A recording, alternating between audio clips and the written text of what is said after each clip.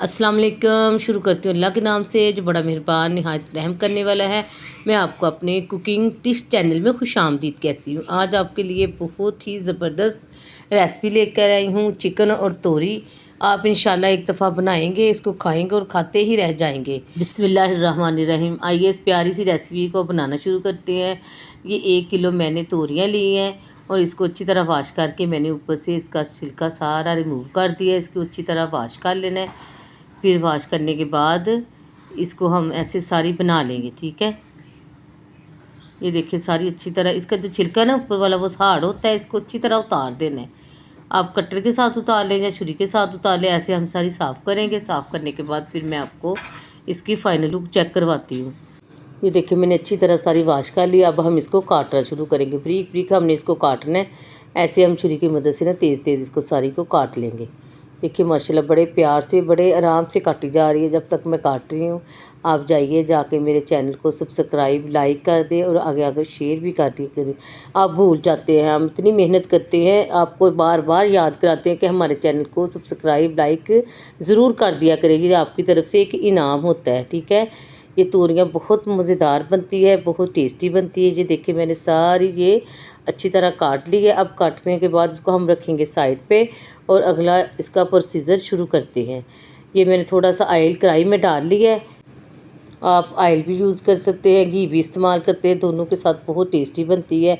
ये मैंने ना दरमियाने साइज़ के 3 अदद प्याज लिए थे। ठीक है, तकरीबन 1 पाव प्याज है। ये 1 किलो तोरियों में 1 पाव मैंने प्याज डाला है। अब हम इसको ना प्याज को हल्का सा सोते करेंगे। सोते करने के बाद फिर इसको ना आस्ता आस्ता आस्ता ना हल्की आंच पे रख देंगे, हल्का सा ये गोल्डन फ्राई हो जाए। ठीक है, ये देखिए हल्का हल्का गोल्डन हो रहा है। अब इसमें हम दूसरी चीज़ें ऐड करते हैं। ये मैंने 2 टमाटर लिए हैं, लहसुन अदरक का पेस्ट लिया है और 3-4 मैंने सब्ज़ मिर्चें ली हैं। सबसे पहले हम लहसुन अदरक का पेस्ट डाल के इसको हम अच्छी तरह इसके साथ भून लेंगे। ठीक है, 2-3 मिनट इसको सोते करेंगे।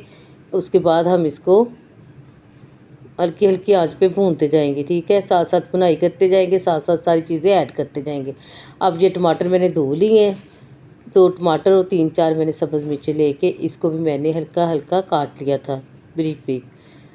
अब इसको हम भूनेंगे, उस वक्त तक भूनना है कि टमाटरों का मसाला मिक्सचर बन जाए इसका। ठीक है, सारी चीज़ें अच्छी तरह मिक्स करके इसको भूनेंगे।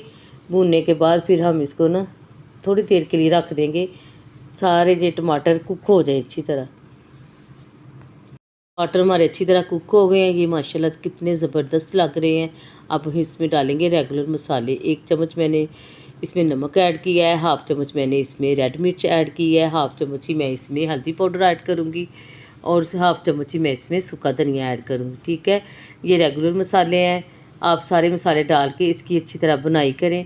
फिर ये मैंने 1 पाव चिकन लिया है, वो इसके अंदर ऐड कर दिया। ठीक है, 1 पाव चिकन लेके आप अपनी फैमिली के हिसाब से तोरियाँ ले लें, अपनी फैमिली के हिसाब से आप चिकन लेके इसको ज़्यादा भी बढ़ा सकते हैं। ठीक है, मैंने अपनी फैमिली के हिसाब से बनाया। हल्का सा हम पानी का छिंटा लगा देंगे ताकि ये अच्छी तरह कुक हो जाए। ठीक है, हल्की आंच पे इसको रखेंगे, 10 मिनट तक इसको भूनते रहेंगे। ठीक है, ये देखिए माशाल्लाह अच्छी तरह इसका कलर चेंज हो गया चिकन का।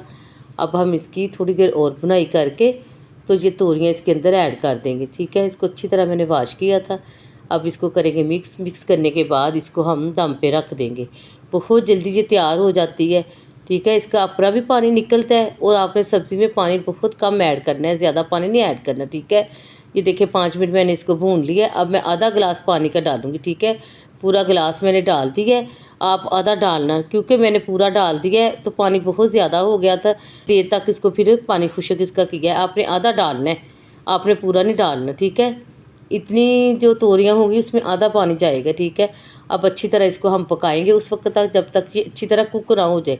ये देखिए माशाल्लाह कितनी मज़ेदार और कितनी टेस्टी बनी है। बहुत मेरे बच्चों को पसंद आई है। आप इंशाल्लाह एक दफ़ा खाएंगे और खाते रह जाएंगे।